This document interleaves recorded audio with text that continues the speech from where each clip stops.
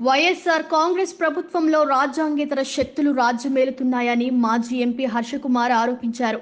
ప్రభుత్వ సలహాదారుడుగా చెప్పుకుంటున్న సజ్జల రామకృష్ణారెడ్డి వ్యవహార తీరుపై తీవ్ర అభ్యంతరం వ్యక్తం చేసిన హర్షకుమార్, అంగన్వాడీ వర్కర్ సమ్మెపై ఏ హోదాలో సజ్జల రామకృష్ణారెడ్డి మాట్లాడుతున్నారని ప్రశ్నించారు. ఇతనికి ఏమైనా ప్రత్యేక అధికారాలు ఇచ్చారా అని ప్రధాన కార్యదర్శిని ప్రశ్నించారు. జగన్మోహన్ రెడ్డి కేబినెట్లోని మంత్రులు బానిస బతుకులు బతుకుతున్నారని హర్షకుమార్ ఎద్దేవా చేశారు. పెద్దిరెడ్డి రామచంద్రారెడ్డి, బొత్స సత్యనారాయణ ఇలా ఒకరిద్దరు మంత్రులు తప్ప ఎవరికి స్వేచ్ఛ లేకుండా పోయిందన్నారు. సజ్జల, విజయసాయిరెడ్డి, వైవి సుబ్బారెడ్డి డెసిషన్ మేకర్లుగా వ్యవహరిస్తున్నారని హర్షకుమార్ ఆరోపించారు.